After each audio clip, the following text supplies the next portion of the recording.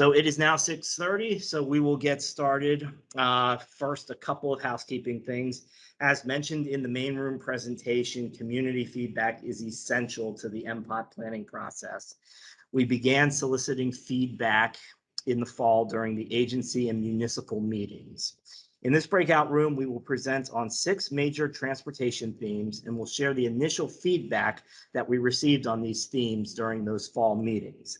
Then when we get done with that, it's the important stuff. It's your turn.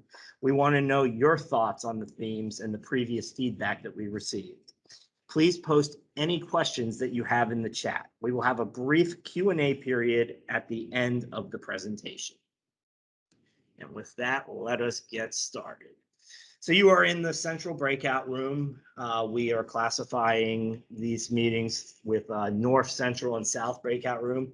As you can see, the northern boundary of the central breakout room is US 50. The center line, or almost center line, is Maryland 214, and a northwest to southeast corridor is Maryland 202, and you can see then also the outer limits of 495 for the Beltway. So the first theme that we're going to hit upon tonight is active transportation. So what is active transportation? Active transportation is the transport of people or goods through non-motorized means. Basically, human physical activity. So that includes biking, walking, skateboarding, and roller skating. 3 questions we asked at the fall meetings were, number 1, what are the biggest impediments to building new trails? 2, what are the most significant gaps in the trail system?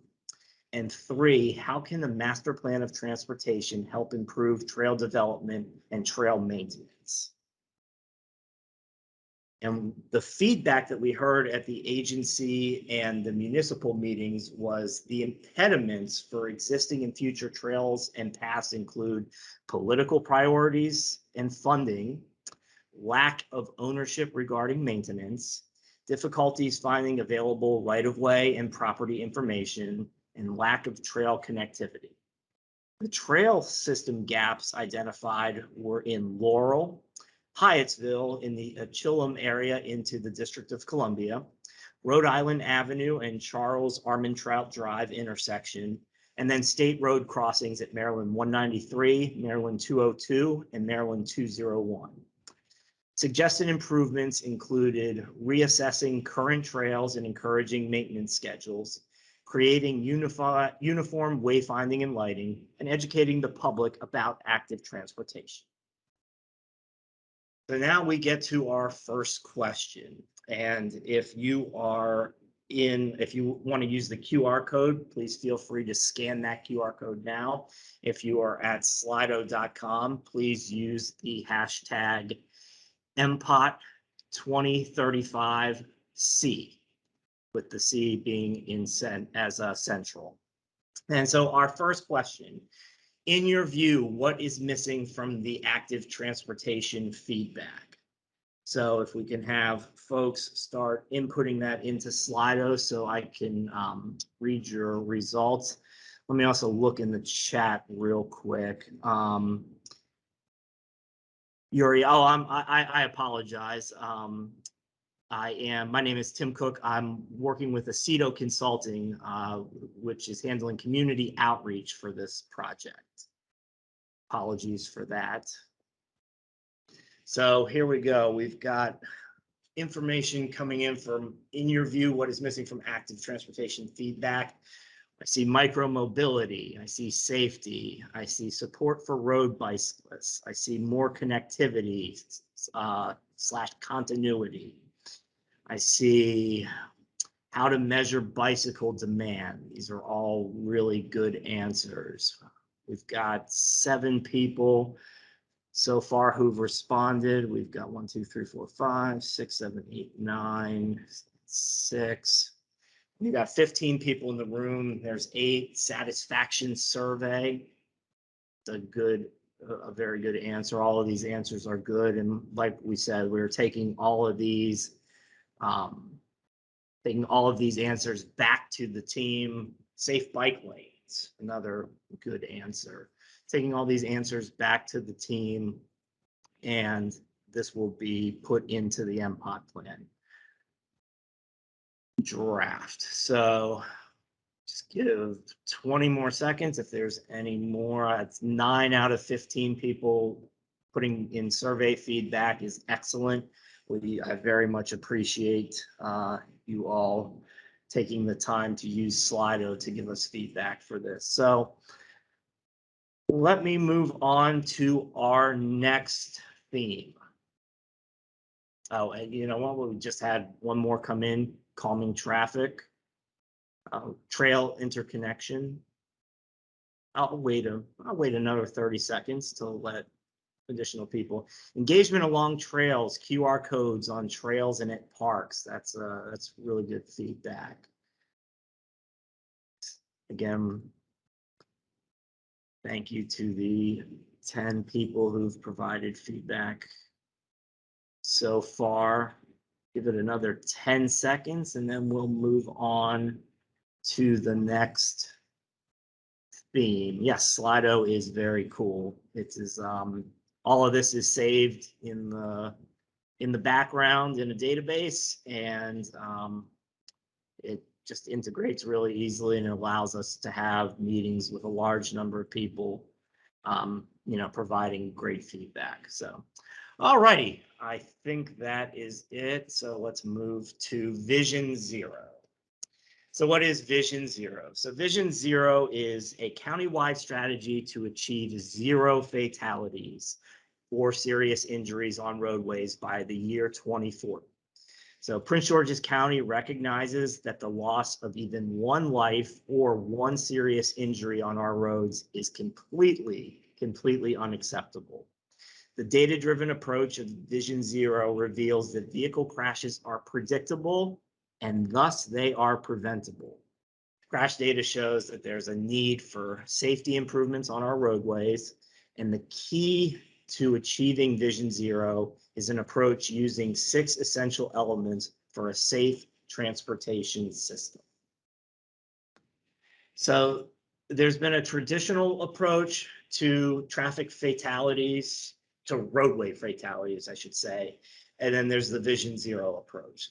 The traditional approach says, hey, traffic deaths are inevitable. They're just going to happen. Vision Zero says all traffic deaths are preventable.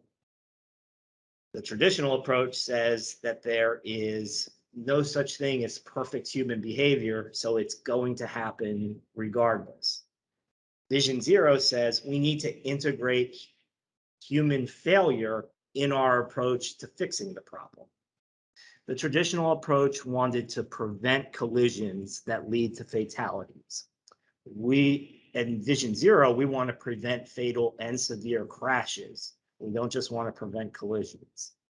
The traditional approach always put it on individual responsibility, and Vision Zero sees it as a systems approach, and that is on all of us, not just as individuals, but as a community.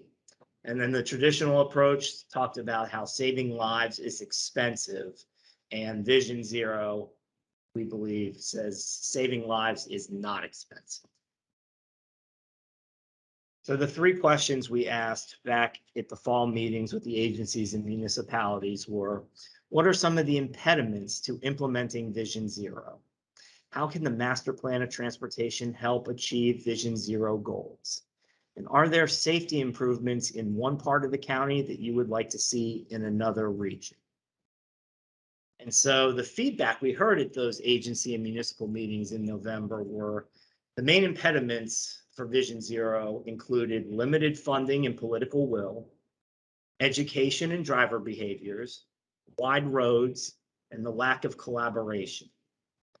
So how can the MPOT help achieve Vision Zero goals? It can do that by encouraging public participation and interagency coordination. Interagency coordination is so key.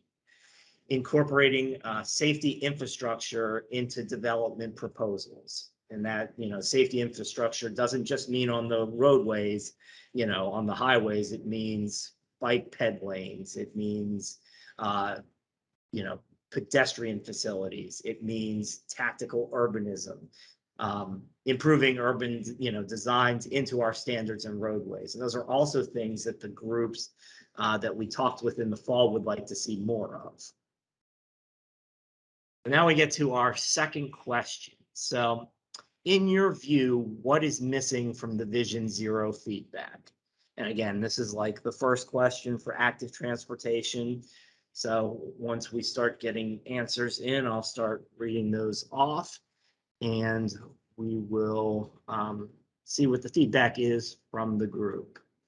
Once again, if you are just joining us, go to slido.com and put in hashtag MPOT 2035C, or you can scan the QR code at the top left corner of the presentation, and that will take you to the Slido to answer the question. So in your view, what's missing from the Vision Zero feedback? As we wait for answers to come in, I spent a year working at the Maryland Highway Safety Office, where we helped not only the state, but we help each individual county work on getting towards zero deaths and Vision Zero. And it's something that really sticks with me, because it's, this is something that we can address as a society, and no one needs to die on our roadways. All right, so we have some answers coming in. So, human behavior, that's a good one. The way to how to address the increase in aggressive and erratic driving since the pandemic started. That's a really good one. The pandemic has led to a lot of speeding on roadways, and that is carried over even as people continue to get back on the roads. EMS support designed for road cyclists. That's a really good answer. Like I said, we're not just focusing here on highways, we're focusing on every type of roadway infrastructure that you could be using, whether it's pedestrian, bicycle, bus rapid transit. Reduction of speed limits and more signage. That's a good answer as well. So I'll give everybody a couple more minutes. A couple more minutes to get answers in. More roadway lighting on the asphalt. That's a good answer. Give people mental health all around. That's a really good answer that can be used for a lot of things. And it says aggressive drivers, but also pedestrians wandering into the roadway like they have no desire to live. Yep. It goes both ways. We need drivers to be more cognizant of pedestrians. We need pedestrians to be just as cognizant of drivers. We got 6 answers. I'll give another minute or so for people typing in their answers, and then we'll move on to our third theme. Like I said, appreciate everybody using Slido and giving us your feedback. Lengthen traffic light timing on major roadways for pedestrian access. It's good. Improve markings on the road. Yes, that is definitely something. Safer road designs from the ground up. We know speed limits and signs don't make a difference without enforcement. And what part of Vision Zero is controlled by the county, state, or county, city, or state? And that is an issue. That actually speaks to the enforcement issue of when you have, which jurisdiction is enforcing the different road laws. Is it, is it the state police on state roads? Is it municipal, different municipal districts? Is it, specific city folks? Also, aggressive driving is out of control and really needs its own study. So that's been said twice. That's good. Reevaluate speed limits in walkable communities. So all of these are really, really, really good answers and good feedback that we will bring back to our larger team. So I'll just give about 30 more seconds. So we're at 9 answers. See if anyone else has any more feedback, and then we will move on. More roadway pull-offs, I think I missed. That's also a good answer. Maryland has a move over law on its highways, so that if there is a person pulled over for whatever reason, they don't get clipped by a vehicle going by. All righty. So, all right, coordination between state and county law enforcement. That's the second time that's been brought up. It's a good answer.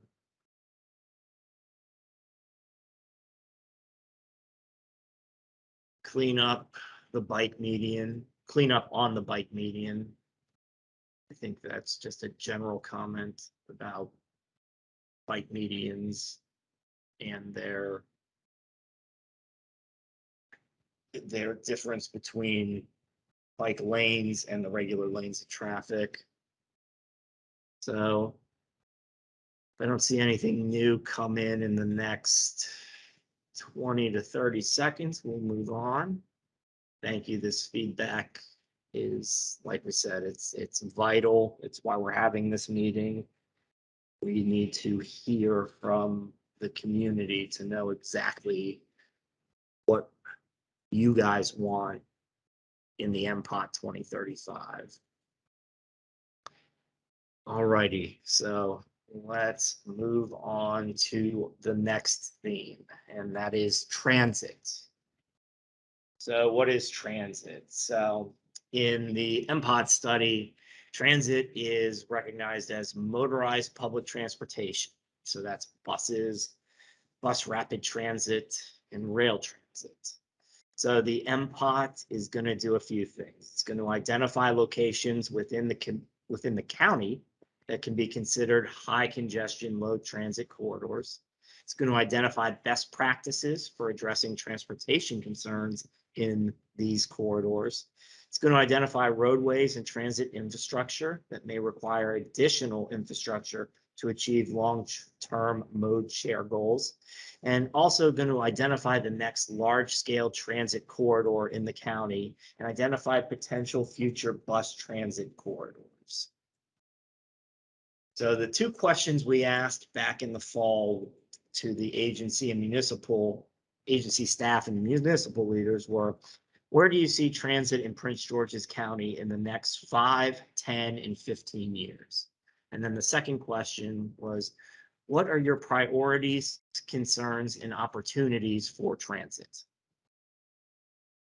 So the response we got from what people want to see in the next 5 to 15 years included a wider transit network, more frequent service, late night weekend service, connecting transit-oriented development areas, better pedestrian facilities to increase transit ridership, and reorienting development to the streets. Excuse me.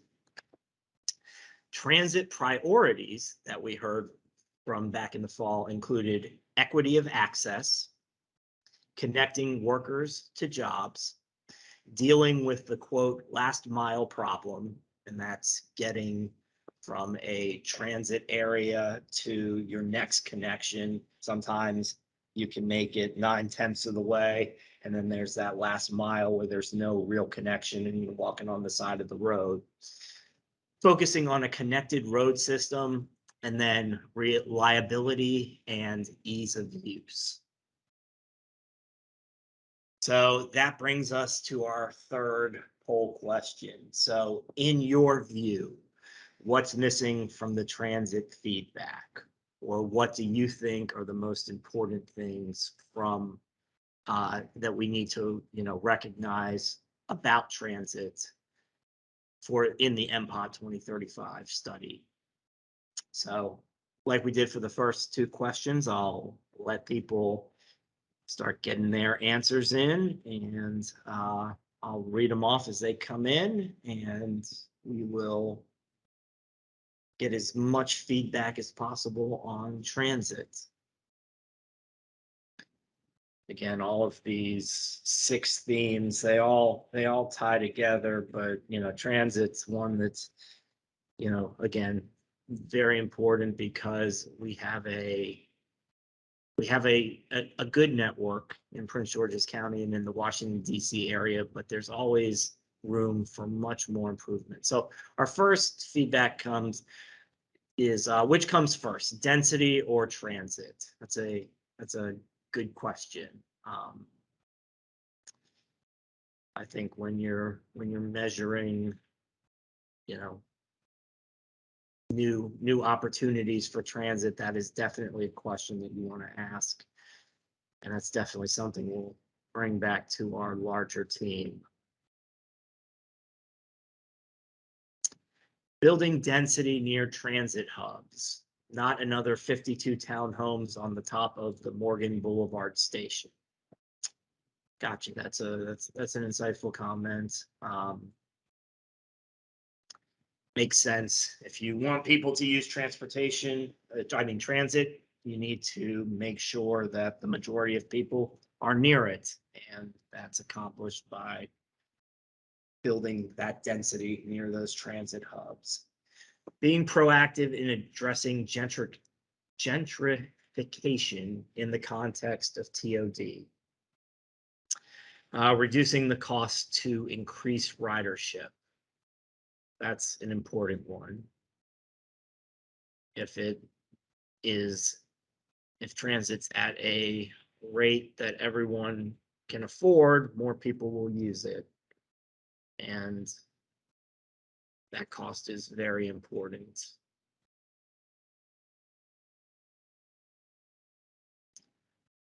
A flat rate for WMATA so that Largo to downtown is not in the same price range as early bird parking. That's a very good comment. Yes. Why would people use transit if they can park at the same rate downtown that it would take them to actually use the metro? These are really good answers.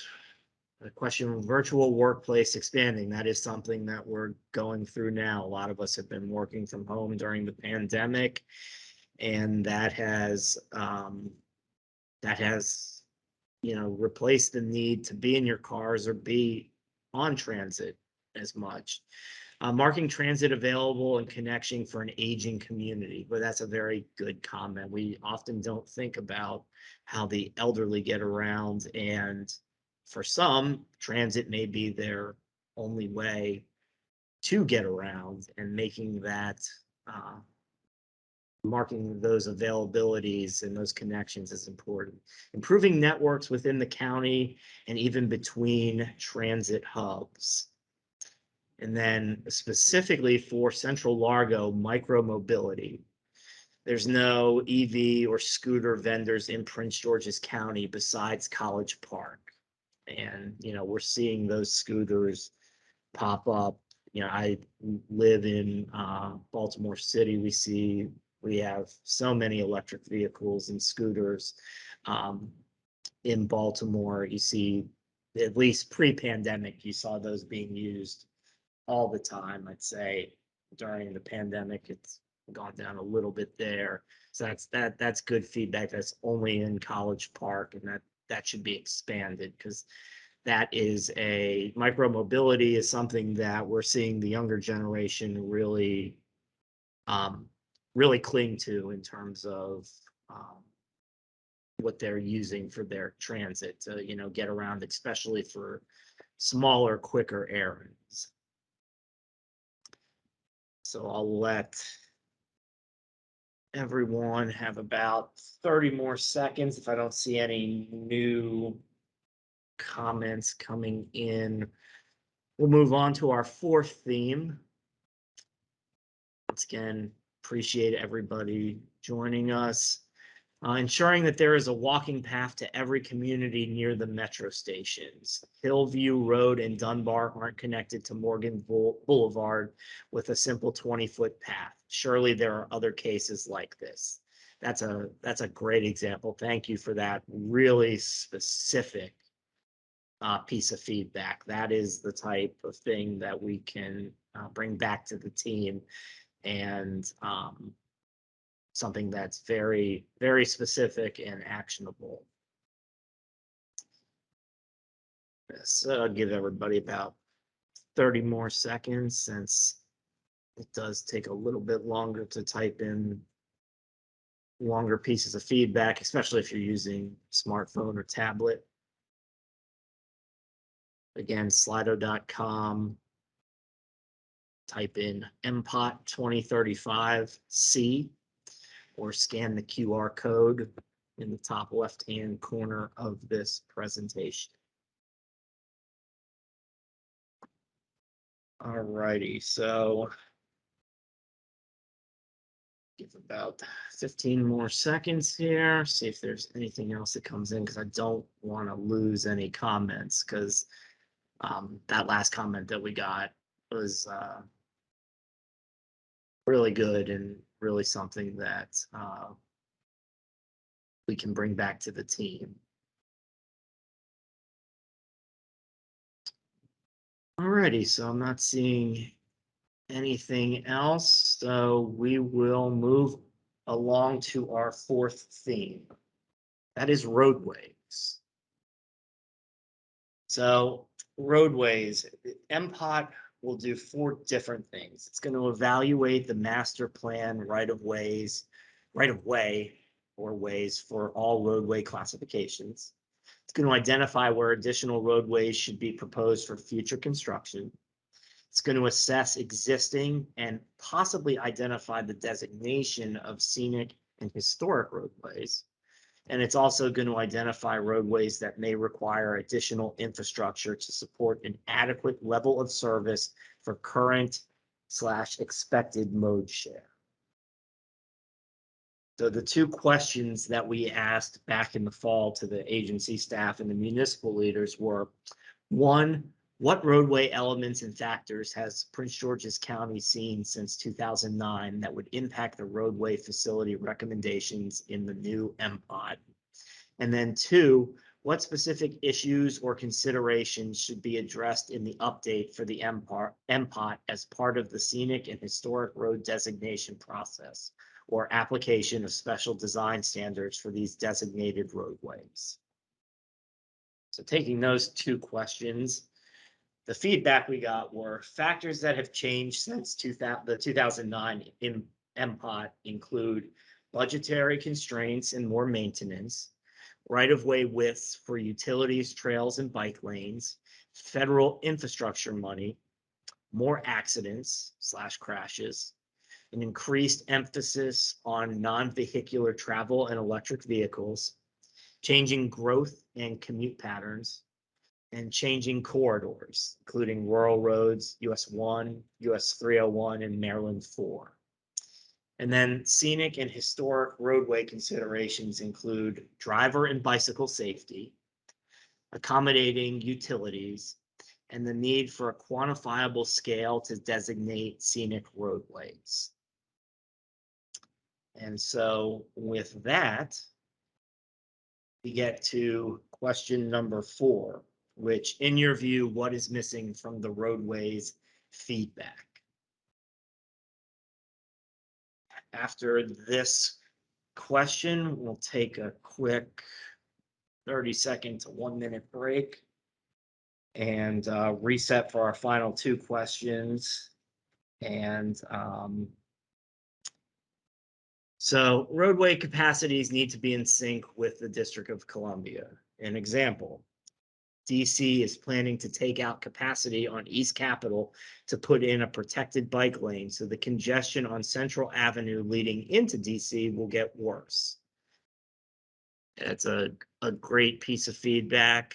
with Prince George's County, of course, being one of the two counties in Maryland that surrounds District of Columbia, that working with folks from DC to make sure that everyone's in sync is key. That's a great piece of feedback. Thank you for that.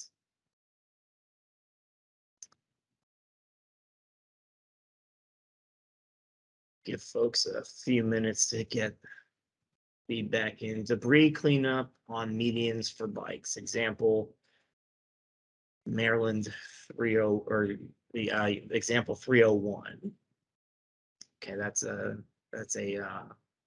good comment. Yeah, there's often debris, trash that gets from the road into those bike lanes or into just the side of the side lanes in general. How to measure the efficacy of bike lanes. It's a good point. Good piece of feedback.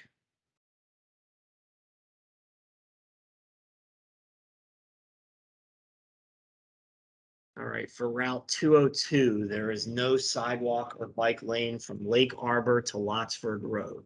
Thank you. That's a very, very specific piece of feedback, and that's something that we can certainly take back to our team as part of the feedback for roadways.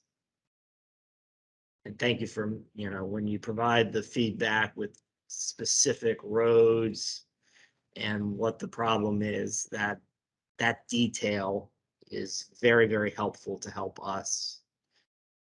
All right, roadway capacity math needs to be grounded in actual speeds and not theoretical speeds as posted. Fast cars cause a lot of congestion. That's a very good comment. Road surfaces in some areas are extremely rough, not only for vehicles, but for bikes. Example, Maryland 301 north and south of Leland Road. Changing lanes took out a tire for me due to potholes. And thank you for that. That's excellent feedback, very detailed and specific there. Yearly coordination with other jurisdictions. And, in Prince George's County, since there's municipalities, and then there's just, your regular towns and cities, that, there is that need for coordination between all the jurisdictions so that everyone is on that same path forward in terms of thinking for the future of the roadway network in Prince George's County. So I'll give everybody about another minute or so. Lack of sidewalks, especially a problem with snow plowing, pushes pedestrians to walk in the street near speeding traffic.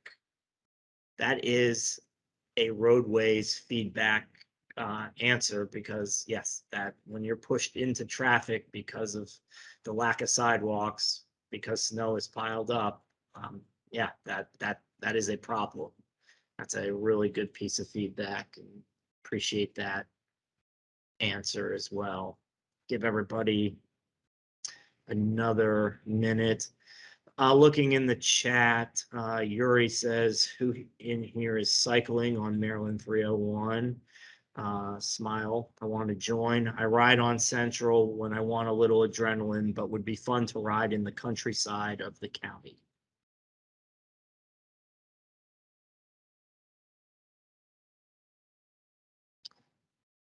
All right, give about 30 more seconds here.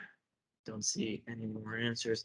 Supporting bicyclists on scenic highways. There are multiple bike groups using Croom Road, especially on the weekends. This seems extremely dangerous as this road has many blind turns and vehicles drive very fast.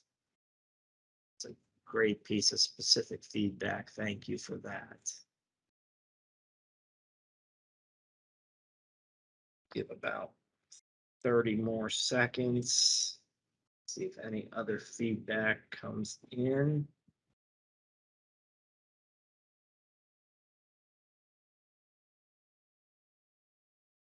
guys have done a fantastic job in providing a lot of specific, detailed feedback. I really appreciate it. Roadway planning needs to account for law enforcement reality, parentheses, the absence of it.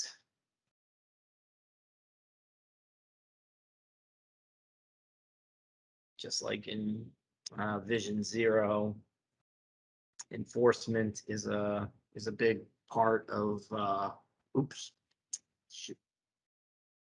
enforcement is a big part of what can lead to better safety and better roads, better safety in Vision Zero, and same thing on the roadways here.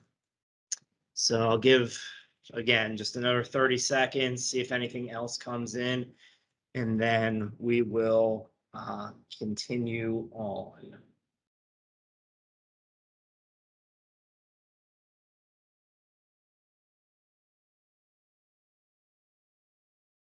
All right, so just want to check in real quickly.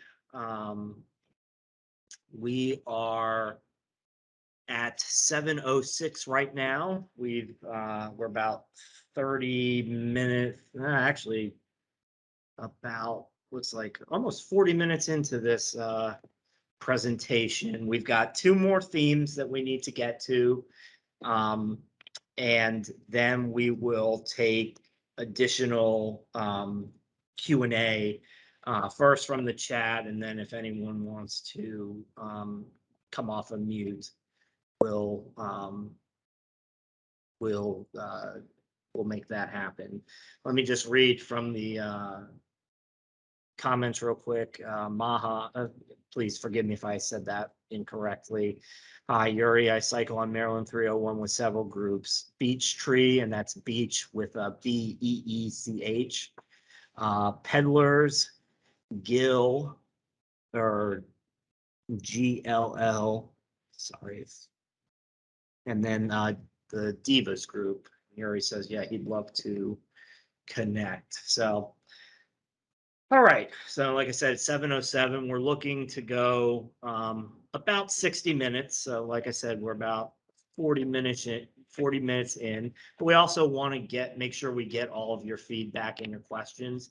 So if that means we go a little bit longer than 60 minutes, that's absolutely fine.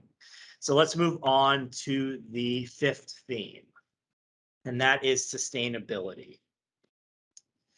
And so how does sustainability apply in transportation?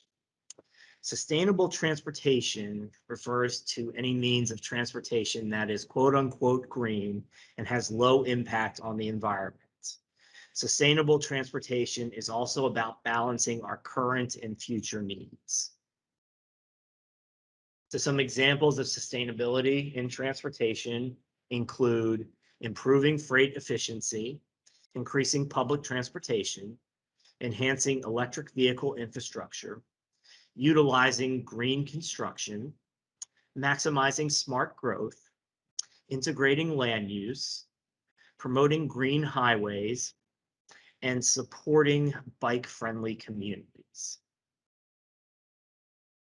So in the fall, when we met with the public agency staff and the municipal leaders, we asked them, you know, sustainability can have many meanings. Which one of these has the most significant impact on your agency? And so the answers were environmental sustainability, fiscal sustainability, cultural/social sustainability, and then other. And just so that everyone is clear, because sustainability has a few different definitions, I'm going to read a few off here. So what we mean by environmental sustainability is encouraging practices that reduce the environmental impacts from transportation systems, i.e. greenhouse gas emissions, pollutants, stormwater management. Fiscal sustainability is ensuring the availability of resources for the ongoing operation and long-term maintenance of transportation investments. And then social and cultural sustainability is ensuring that transportation infrastructure provides equitable benefits for all users and does not create disparate impacts on communities in the county. I think that's very important. Equity is always at the top of our list. So then we asked, what other aspects of sustainability are important to you? We heard maintenance, economic sustainability, state of good repair, infrastructure.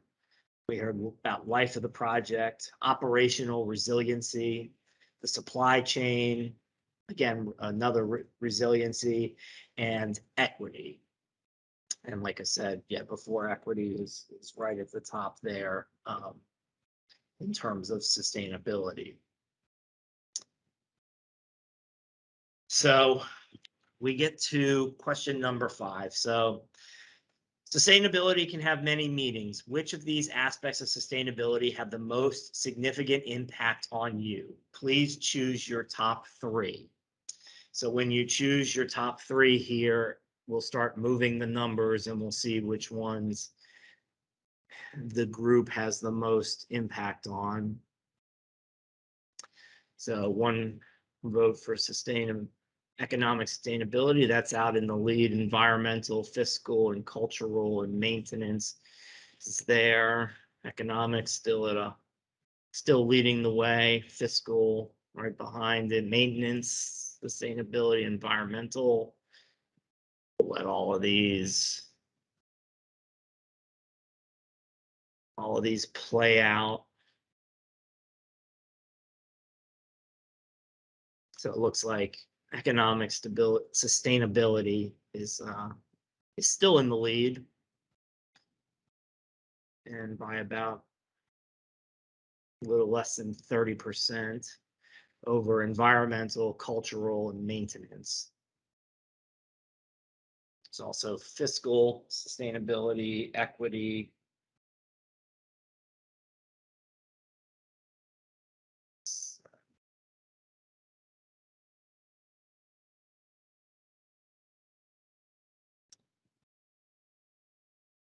And there's also supply chain, and makes sense that there would be supply chain would not really matter for people in their everyday lives in the community. So economic is at 75%, environmental and cultural are at 67%. So looks like our top 3 are really being pretty clearly decided upon, with maintenance coming in about 44% and then fiscal sustainability at 22%. And then equity and supply chain and resiliency are off the screen, but they're still being tabulated if you're voting for them. Just can't see it right now because of how the screen is, and we really want to focus on what those top 3 are. So I give folks another minute or 2.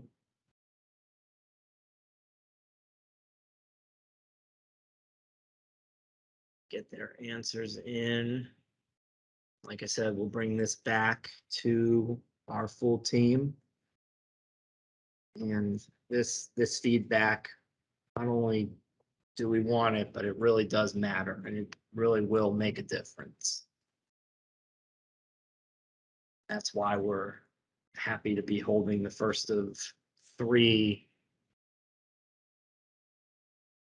meetings this week. All the same meetings, all the same material. Tonight's the first of 3. We're doing it again tomorrow night and Thursday night. So in the chat, Yuri has a question. Let's save that question for the end. Yuri's question on the cultural sustainability in MPOT. That's a great question. We'll answer that when we get to the end of the presentation.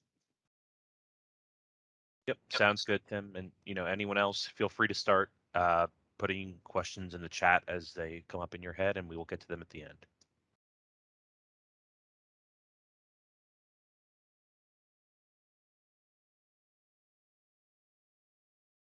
All right, so I've not seen the numbers move in about a minute now, so I'll give 20 more seconds and then we will move on to our sixth and final theme of the night, as it's 7:15 right now. We appreciate you all taking part of your valuable evening to spend with us to help provide feedback that will hopefully make the MPOT 2035 reflect what the citizens of Prince George's County want to see in their transportation plan. All right, so let's move on to our last theme, and that is goals and success indicators. All right, so the elements of a successful transportation system question and feedback. So we asked the public agency staff and the municipality leaders in the fall, what are the key elements of a successful transportation system for your agency? And as you can see from the word clouds on the screen, the number one answer, actually the two top answers were safety and accessibility, followed very, very closely by multimodality and efficiency access. And then we've got, connectivity, equity, rights of way, congestion, walkability, coordination, shorter trips, mobility, cohesiveness with neighborhoods, protected and comfortability, adequate right of way for utilities, low carbon, environmental, multimodal, again, equitable, safe system. We heard those from the public agencies, and we heard very, very similar from the municipalities. Affordability, pedestrian safety on Maryland 193, walkability, a lot of stuff that you guys have given us feedback from earlier questions showing up here. Public transit, inexpensive. Handicapped accessibility is another one. We need to be accessible to all. Desirable movement, mass transit, protection, efficient, safety, connecting bike trails. So those were some of the elements of a successful transportation system from county staff, from public agencies, and from municipal leaders that we talked to at our first meetings back in the fall. So the next question we asked them were, Prince George's plan for 2035 identified several transportation-related themes. Please rank the themes in the order of importance to your agency/municipality. So for both agencies and municipalities, safety came in first. Multimodality came in second for agencies. It came in third for municipalities. Accessibility was second for municipalities and was third for public agencies.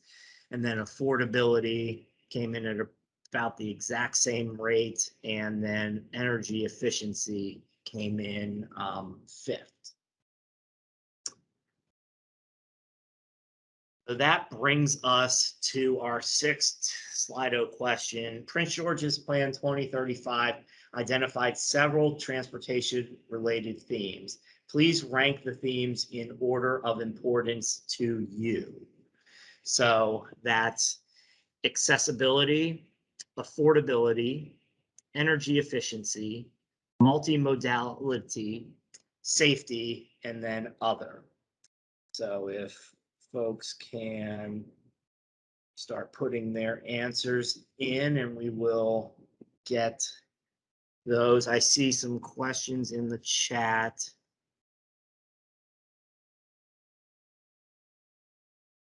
Thank you for those. We're looking at that. We will get to these after.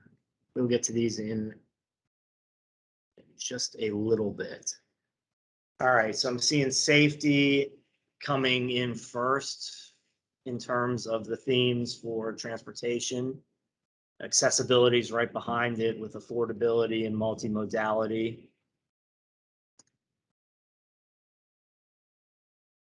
So what are the most important themes to you? Ranking these in the level of importance.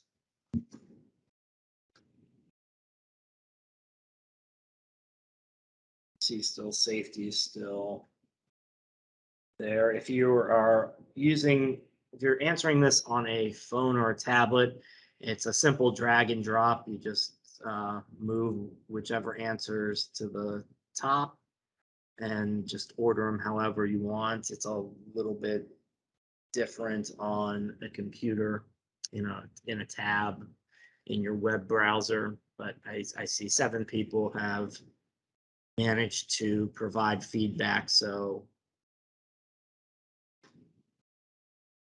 all right, so safety still in the lead, but accessibility and affordability are right there. And energy efficiency and multimodality are not far behind.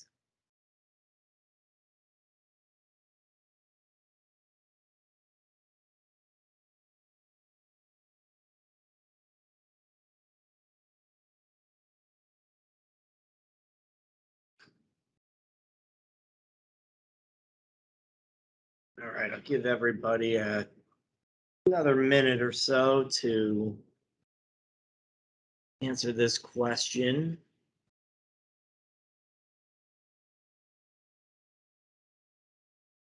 And we will move on to the final part of the presentation, and then we will get to your questions and answers part of the presentation.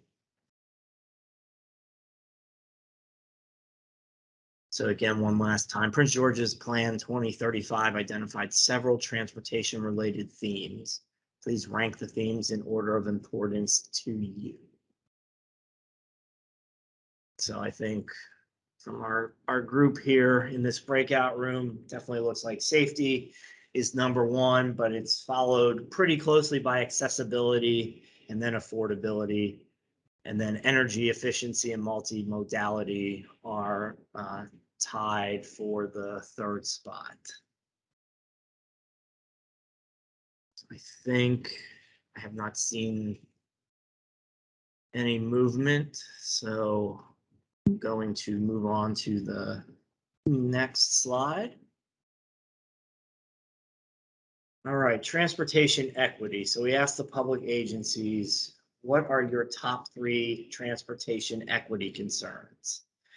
And both the agency staff and the municipality leaders both said accessibility, and they both came in at 80% and 83%, and they were followed a little bit differently. Affordability was next for municipalities, followed by mobility and need, whereas affordability and mobility tied for the public agency staff, and then need and ability, and then other came in. And they also, there were for other, the safety for, traffic injuries / deaths are inequitably distributed, and that is true. They happen in specific places more often than not.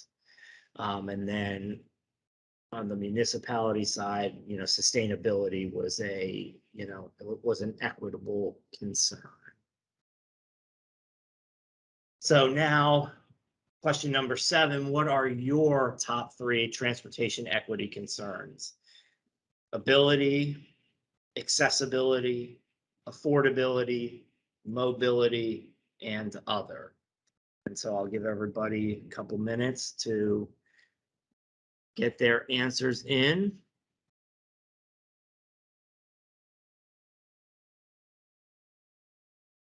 So affordability jumping out early. But ability and mobility right there. Accessibility joining in the ranks. Let everybody get their answers in.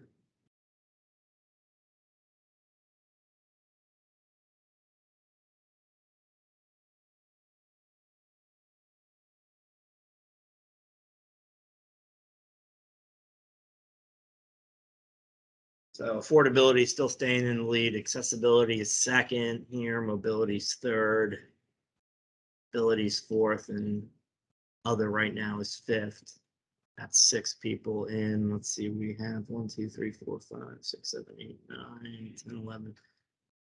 Got about 11 people in here, so give about 30 more seconds, see if anyone else has an answer. And then we will move along to the next slide.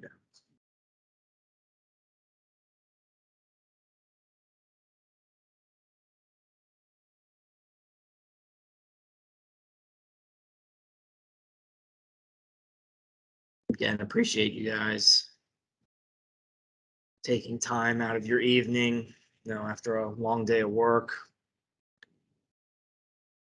Sometimes a public meeting is not the thing that you necessarily may want to be doing, but it's very important in terms of you providing us with the feedback so that we can make MPOT 2035 reflect what the citizens of Prince George's County want in their transportation plan. All right, so I'm not seeing any more answers. I'm going to go to the next slide. So success indicators. So Prince George's Plan 2035 identified several transportation-related success indicators. Please rank the indicators in the order of importance to your municipality, or your agency. So these were the questions that we asked. We asked this question back in the fall to the agency staff and the municipal leaders. And so for both groups, increasing bicycle and pedestrian facilities constructed was number 1. For the municipalities, it was increasing housing and transportation affordability, followed by maintaining a level of service, LOS, reducing greenhouse emissions, and then increasing non-auto mode share. And so that was a little bit different than what the agency staff, they, had the same first answer, but their second answer was increasing non-auto mode share, followed closely by decreasing vehicle miles traveled, and then maintaining level of service, and then increasing housing and transportation affordability. And as we did with the prior 3, we're asking you, Prince George's Plan 2035 identified several transportation-related success indicators. Please rank the indicators in order of importance to you. And so decrease vehicle miles traveled, maintaining level of service, transportation affordability, increasing bicycle and pedestrian facilities constructed, increasing non-auto mode share, increasing commuting patterns to and within the county, and reducing greenhouse gas emissions. So if you just put those in the order of importance to you, that will help provide us with the feedback that we need to bring back to the larger team to start working that into the draft MPOT 2035. So they're seeing maintaining level of service, transportation affordability, increasing bicycle and pedestrian facilities constructed. Give a couple minutes to let everybody rank theirs.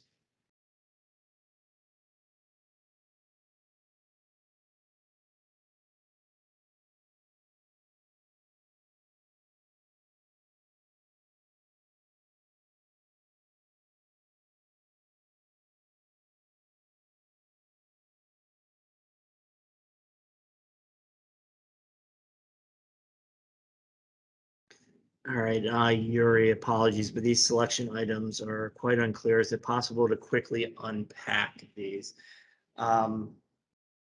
Judith or Alex, would you guys be willing to give a little bit more detail on what we're looking for here?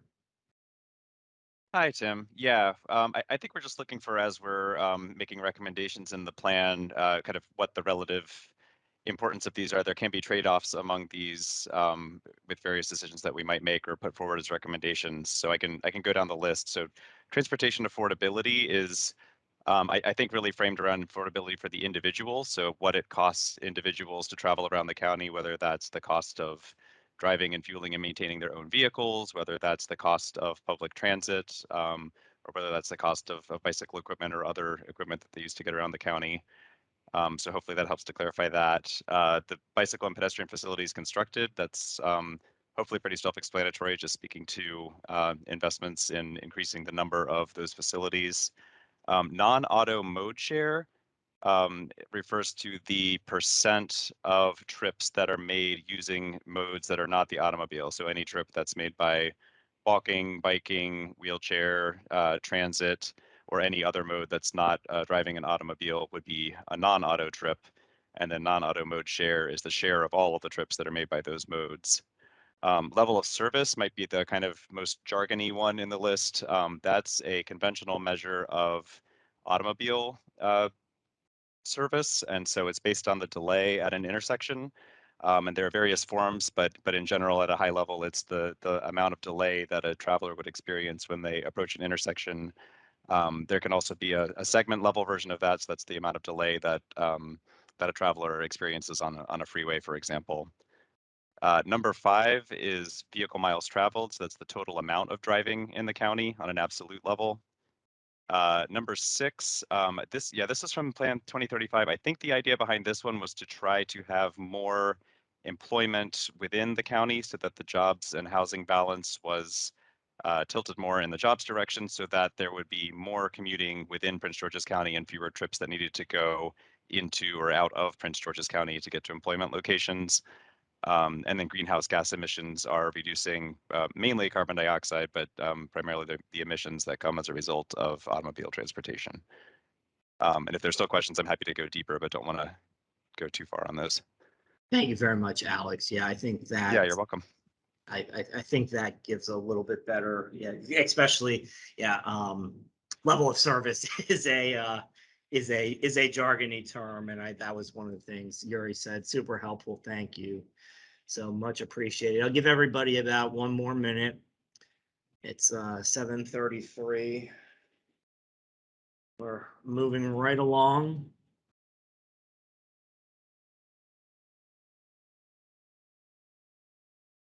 So it looks like maintaining level of service, which, as Alex said, is, mainly, congestion-based traffic. Increasing bicycle and pedestrian facilities constructed are tied for 1, and then transportation affordability and increasing non-auto mode shares tied for 2nd, and then decreasing vehicle miles traveled is decreasing vehicle miles traveled now moves into a tie for 3rd with increasing non-auto mode share. So since there's still a few people who are going, filling this out, I'll give everybody another 30, 40 seconds, and then we'll move along.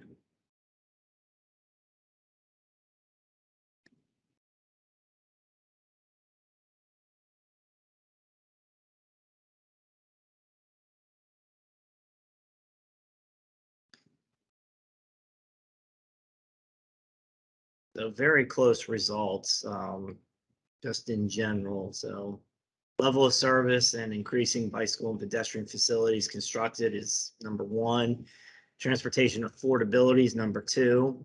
We have a tie for 3rd with decreasing vehicle miles traveled and increasing non-auto mode share.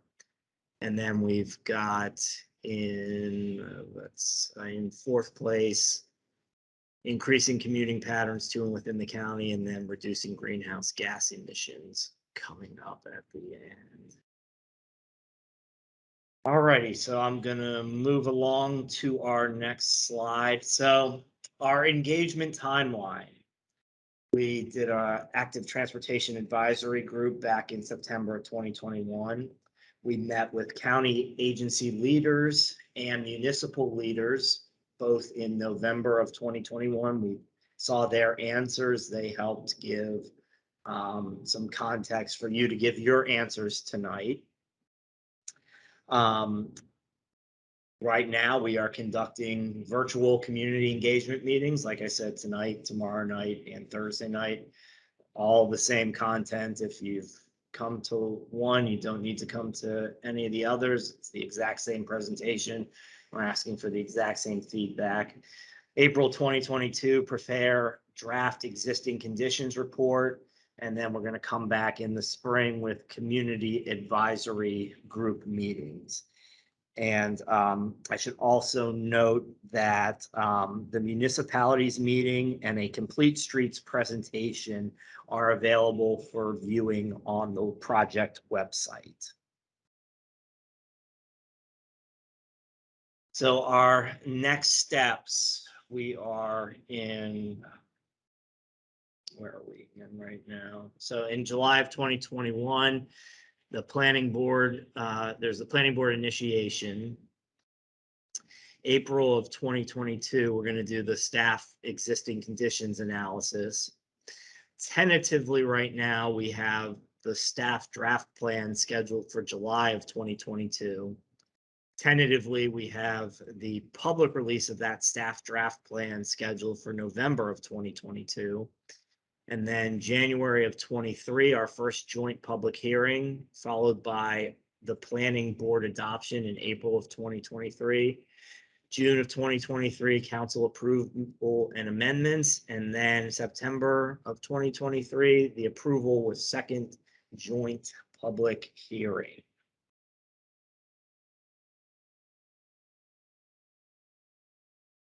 So for engagements, we will have online surveys open starting tonight through February 25th. For additional feedback. If you leave this meeting tonight and you go to sleep tonight and you wake up in the middle of the night and you have a thought that, oh, I wish I shared that during the meeting, you can give us that feedback through our online surveys. We're also having virtual office hours every Monday and Wednesday from 1 to 3 p.m. And then, like I said earlier, we're going to be meeting, future engagement meetings will be occurring in the spring of this year. And Pat just put in the chat the link to the online survey, so you can go there. If you're interested in signing up for the office hours, you can go to the MPOT 2035 website and sign up there.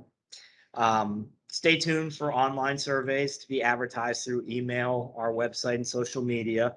We will be using the online surveys and other creative online tools throughout this project to give you opportunities to provide input on this important planning effort. And like I said, we just placed those links in the chat. And just to reiterate, we also have our virtual office hours. These are a great opportunity to speak one-on-one with a community planner about this project specifically. There's also a link in the chat to sign up for the virtual office hours. Project contact information. Our website, you can go there. The shortened website is bit.ly/mpot2035. You can email the project manager, Crystal Saunders Hancock, at crystal.hancock@ppd.mncppc.org. You can also email Judith Howerton, who's the deputy project manager, at judith.howerton@ppd.mncppc.org. And you can follow us on social media at PG Planning MD on Facebook, Instagram, and Twitter. All right, now it is time for questions. So let's go back through the chat and let's start with Pat, if you can give the first question, and either we have Judith in the room with us from Park and Planning. She's the Deputy Project Manager. Sure, she'll be happy to answer any questions. And we also have Alex Rixey from the project team. So Pat, can you bring us our first question? Sure. I scrolled up here. I believe that the first question for this Q&A session came from Yuri, who asked, "What is cultural sustainability in MPOT's context?" And I think that goes back to maybe one of the Slido questions about sustainability.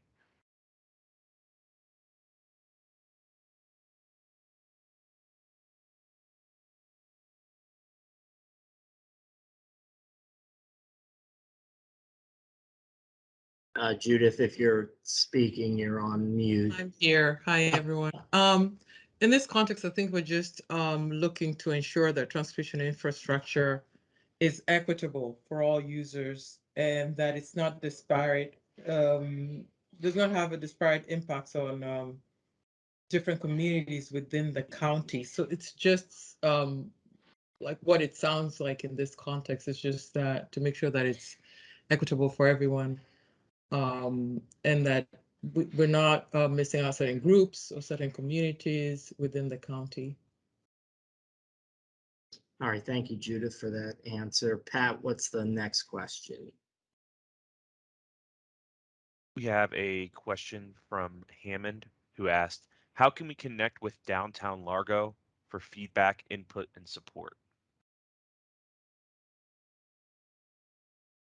I'm sorry, does he mean our offices? How can we connect with Downtown Largo for feedback? Does he mean our how do they communicate with the county? Hammond, if you'd like to come off of mute, if you could give a little bit more detail to that question.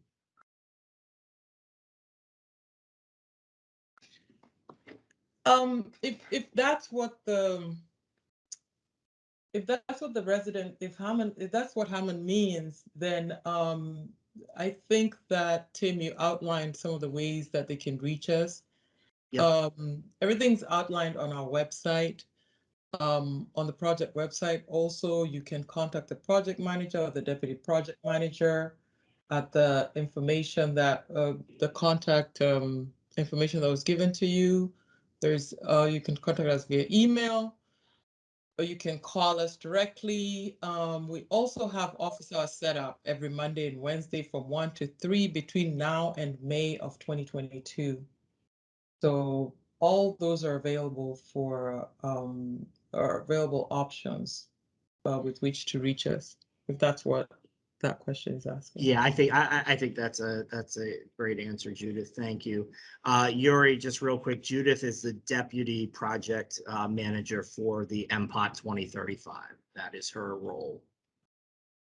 And Pat put in the chat her email information and Crystal Saunders, who's the project manager's information as well. All right, Pat, what's our next question? We have another question from Yuri, who asked, "What is fundamentally different about this MPOT versus the previous MPOT?" And he had some examples here, such as the process, substance, political buy-in, etc. What is the technical difference? And he had to comment here, "There seems to have been the exact same bike trail aspirations in 2009 that never came to life as we hoped for today." Well, this is just the beginning of the process, right? So we're still looking at existing conditions right now. So if that's what he means, that it hasn't changed, we're looking at existing conditions. The goal is to align our master plan of transportation with the county plan to plan 2035. So there's been a lot of changes in just many various aspects of transportation. If you look at environmental issues, if you look at forms of transportation that have come up, different types of solutions to things like active transportation, micromobility, and things like this. And so we're just bringing this up to speed we're bringing the master plan of transportation up to speed with where everything is today and looking at a 2035 horizon. So you're welcome to, comment. This is going to be a 2-year process. We're at the beginning of the process. We're just looking at the existing conditions at the moment. Thank you, Judith. Okay, Pat, you're the next question. Sorry about that. I was on mute. This question is from Maha, who asked, she stated, I am working on a business project to support road cyclists. During the beta testing, there was overwhelming demands for the service. Who can I speak to in MPOT 2035, or in the Prince George's County government? Ma, you may need to clarify what you mean by overwhelming demands for the service. Did you mean more service? I'm not sure if that made sense to you. Judith, feel free to go ahead and answer. If not, Maha, you feel free to come off mute to kind of clarify. I was going to say she can contact the project team directly, again, through the same, and maybe, Tim, if you could put those up at the end. Yeah, So that everyone can see them again. We also have a bicycle and pedestrian coordinator on our team. And so that's someone that they can contact directly to see how they can move that forward. If any coordinations need to happen between us and DPW&T, those are things that can be discussed. So I think the first step is to communicate, is to get in touch with the project team. Yep. And then, like I said, we have office hours and we can work from there. So I would say the first step is to contact the project team. and you can, in the chat, we've placed the contacts for both Judith and Crystal with their direct email addresses. So, please feel free to get in touch with them regarding that question, Maha. All right, Pat, next question. I think we have 2 questions left. Yep. We have another question here from Yuri. In addition to my 2 questions above, which we've since covered, he's also interested in what the community advisory meetings, which were the last step on the engagement timeline, which was a previous slide, what will those meetings be like? So those meetings will be, we will send out, following these meetings, we will send out an informational email. There will be a link on there. You can take the survey. It'll be for interested parties. And there'll be a link there. You'll be able to fill out questions on what you're interested in addressing, what you're interested in being part of, and then we'll engage these groups to help us with the next part of the feedback process. So they will be engaged, the groups will be formed, it'll be self-selected. They will select what their interests are. The people will be self-selected. We'll provide a link to everyone that attended this meeting and everyone whose email we have on file that has requested to receive information for this project. And you are free to sign up. You're free to sign up for whatever groups you would like to be part of, and we'll follow up with you. All right, and our last question comes from Hammond. It is, who is the Prince George's County contact person for MDOT? And Hammond, you do mean the Maryland Department of Transportation, correct? And he just, oh no, that was Yuri.